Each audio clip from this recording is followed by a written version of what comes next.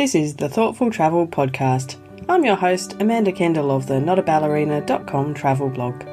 Every episode I'll share travel tales from several fellow travel lovers, and together we hope to entertain and inspire you, remind you of some of your own great travel experiences, and encourage you to hit the road again soon.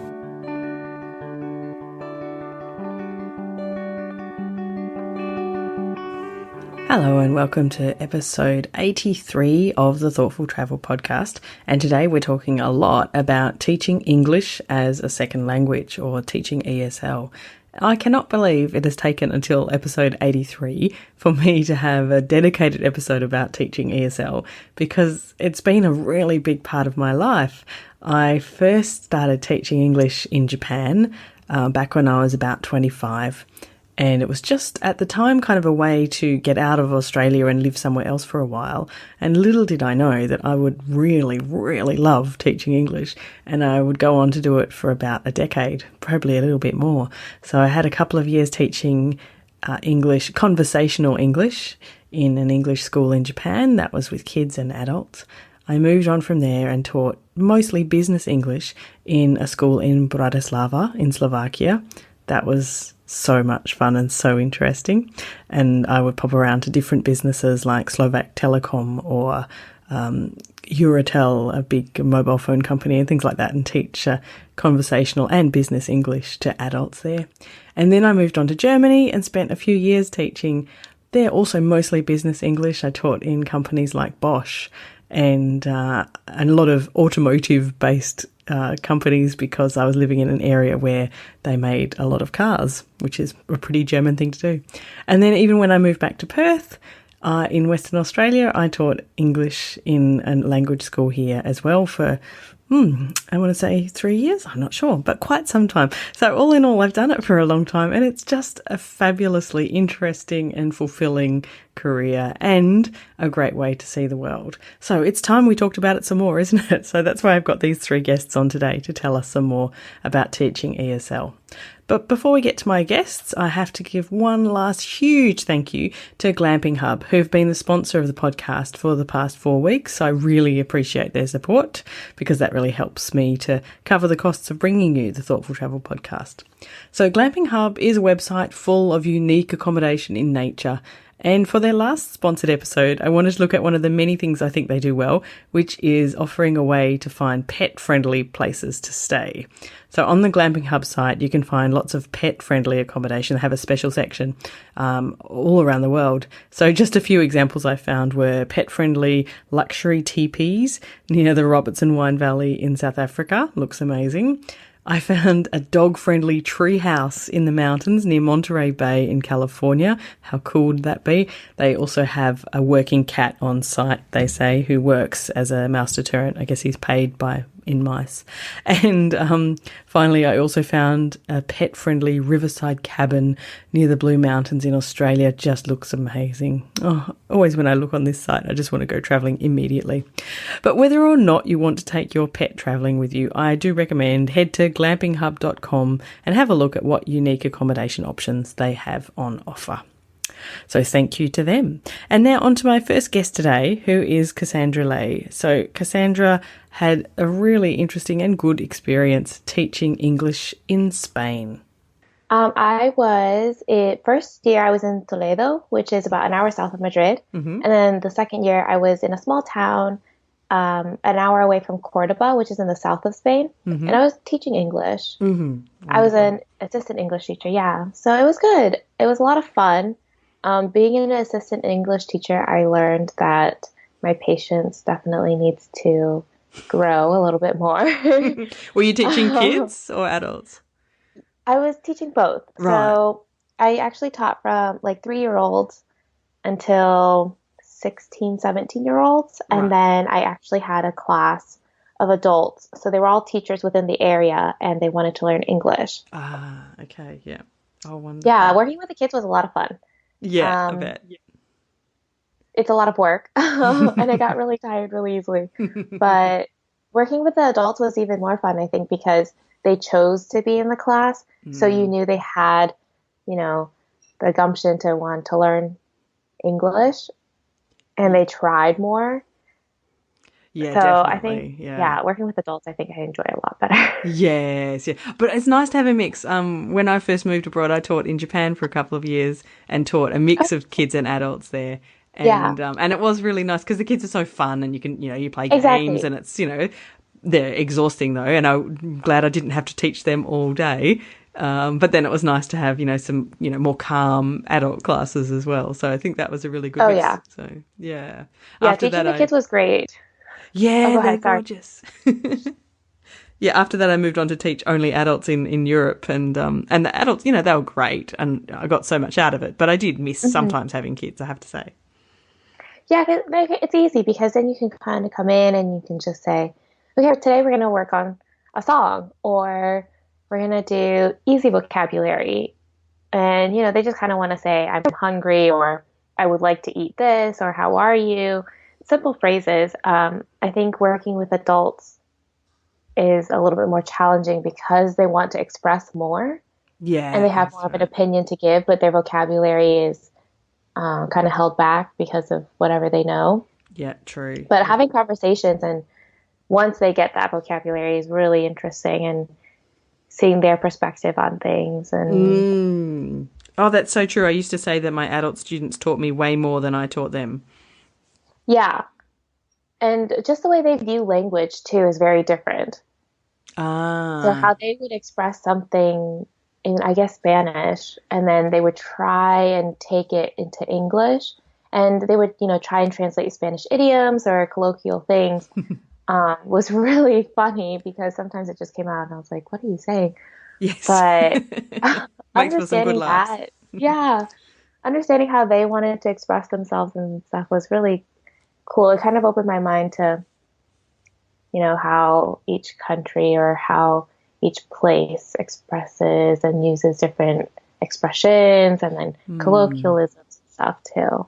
Yeah, it's nice to be able to think about language as being more than just a direct translation of everything. Because I think when you're young and you're taught a language, you feel like you can just directly translate things and everything works out. But yeah, you get to know it Exactly. more and it's much more subtle than that. Oh yeah, and I definitely learned more about the English language than I have in high school, in grade school, in college.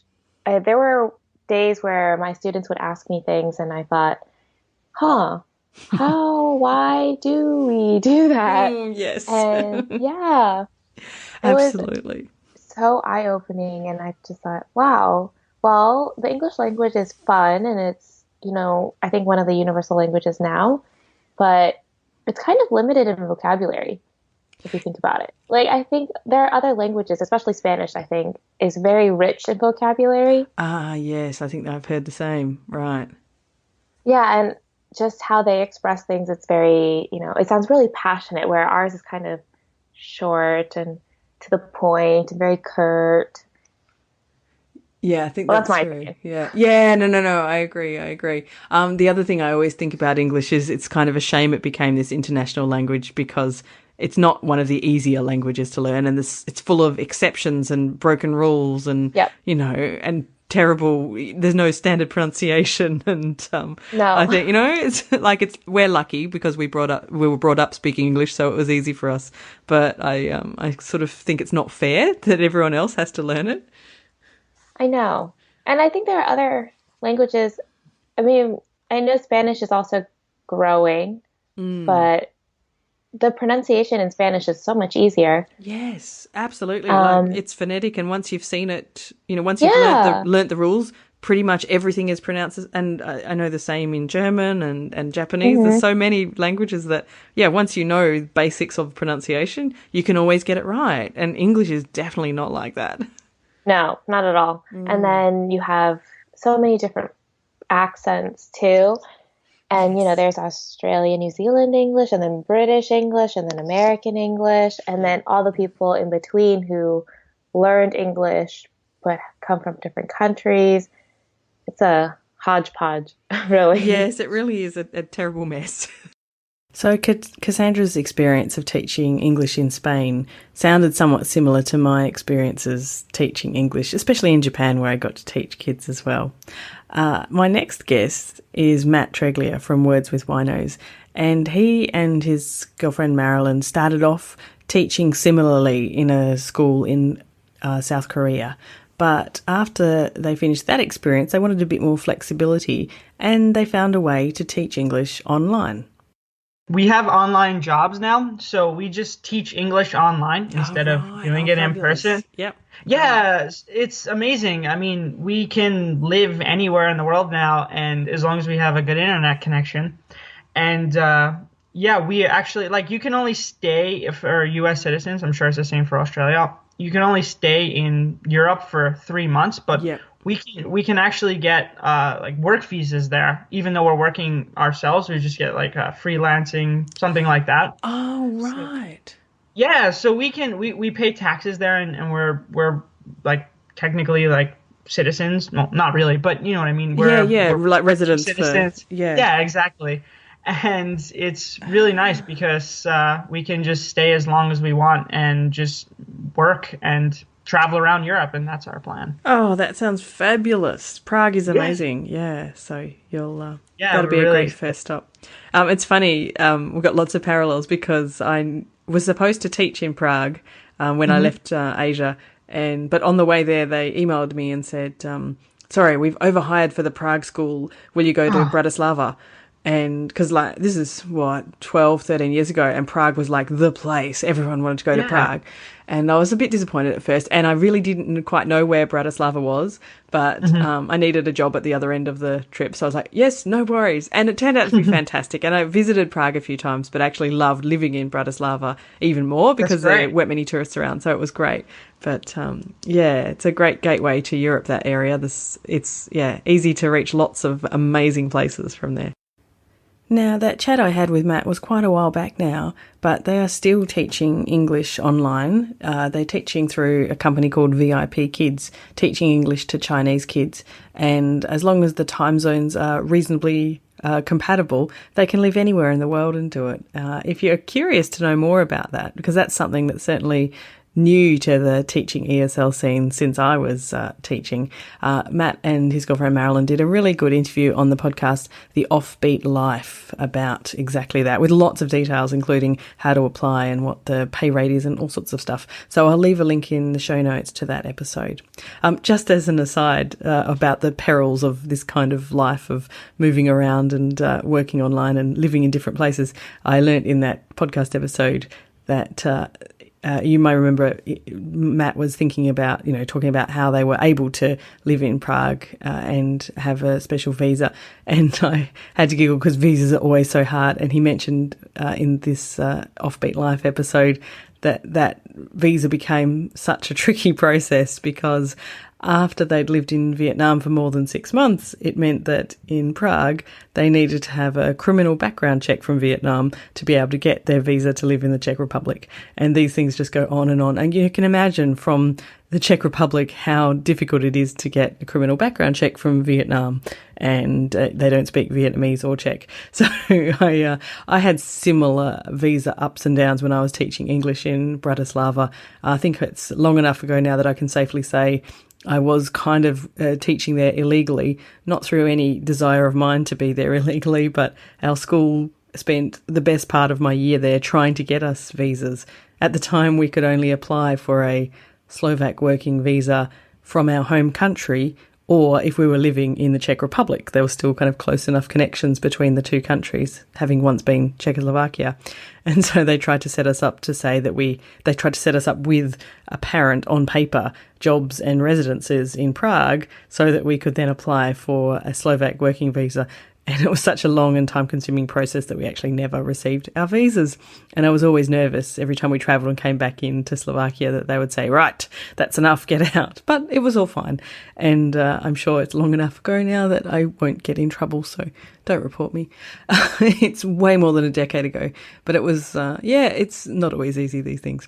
Anyway, my final guest today is the truly delightful Clare Harris. Now, I know Clare Harris very well here in Perth. She is an ESL teacher, and she's also a publisher of textbooks and other kinds of ESL materials with an Australian bent for adults and young adults. I wish that when I was teaching English in Australia that Claire's books and materials had been around, because they're fabulous and would have been so useful. But in any case, I asked Claire, who's very experienced in this area, what advice she would give to someone who is curious about teaching ESL. Look, it's so hard to say. I'm sorry, that's not a very good answer. Basically, No, you've got to really search online, because people often do come to me and they say, I really love to do what you're doing. Can I go and do a 4-week intensive course?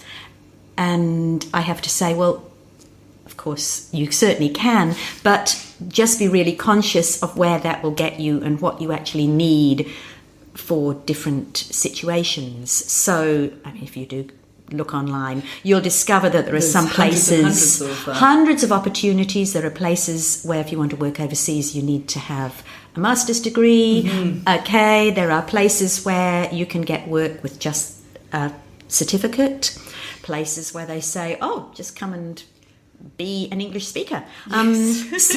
That's true. It's the full gamut. The full really gamut, true. yes. Yeah. But I do think one of the things to be aware of is that if somebody, for example, was in Australia working as a social worker, for example, and then they felt like, I just love working with new arrivals, I'd love to teach English, and they come to me and say, what would I have to do? I would have to say to them, look, to do what I do at this moment within that TAFE situation, it wouldn't be enough to go and do that. No. That would be fine if you've already got a degree and you want to work in a language college teaching international students. It would be great if you want to go overseas to certain places. Yes. But just because of certain requirements to do with the certificate I teach, we have to have a postgraduate qualification as well as a vocational certificate in training and assessment. Certificate 4. So, so it's not about saying, no, you can't do it. It's just about telling people, do some research. Yes, be really clear. What your goal is. What is your goal? What do you want to do? Are you wanting to work with international students? Are you wanting to specifically work with migrants and humanitarian arrivals? Do you want to go and work overseas? So it's just really saying, do a bit of research. Come and talk to people like me who are actually doing it who know a lot about the industry in places where you might want to work. That's good advice. Before you decide which direction you're going to go in. And I do want to say, I've always a little bit sorry, I made a noise there turning a page. Sorry. I do want to say that I noticed that there's a MOOC, obviously a massive open online course, a free course happening on the 5th of February. I don't know when you're going to I'm not sure when this will come out. We're around about, I think maybe before then. I can put it in the group as well. Anyway, there's one called Exploring the World of English Language Teaching. And it's a 6-week course. It happens on a regular basis. Yes. That actually gives people a bit of an idea of what teaching English language might involve. Yes. And so before you actually launch in, go and do the qualification, which is a big investment, a very intense experience, whether you're doing a 4-week one or whether you're doing a longer one or you're doing a post-grad qualification. That's true. It's quite big. And so actually doing that can be, I'd say doing something like that short, free, if you don't want a certificate, course could be a good experience. Yes, and give you more of an idea if it's something you really want to do or not. Exactly. The other thing a lot of people do is they do volunteering in the area, so they get a bit of a feel of what it's really like. Of what it's really like. Yes. Yes. That makes a lot of sense. I had no idea what ESL teaching was going to be like when I went into it. No. So I went into it untrained. Okay. Well, yes. So I went to Japan to teach at one of those, regular big Japanese language schools. And we had our 3 days of very intensive training before we were let loose in a classroom. Wow. And, so I saw lots of people go through that training and start teaching, and some of them were terrible.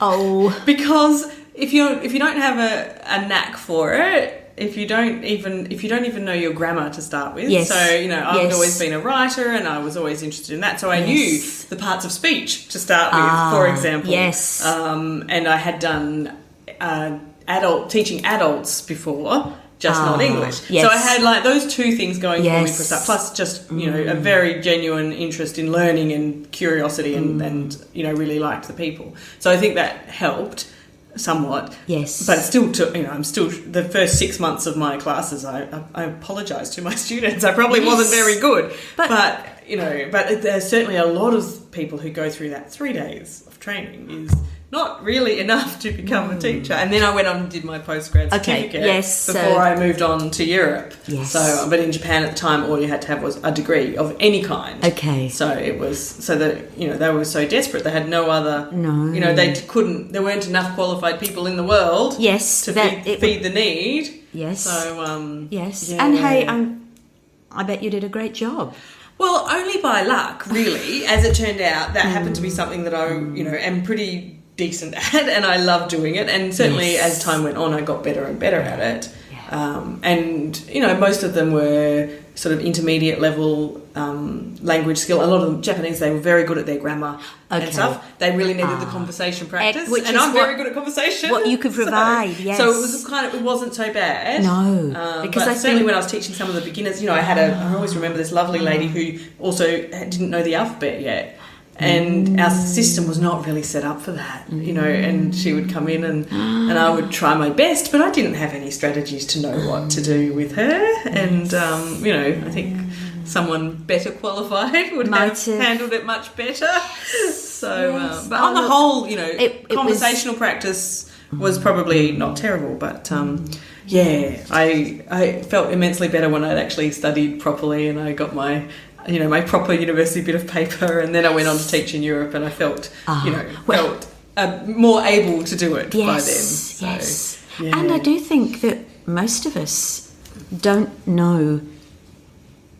We know English grammar. I mean, we're using English grammar perfectly, but we don't know. And when a student says to somebody who's not been trained, "Why is it present perfect and not past tense?"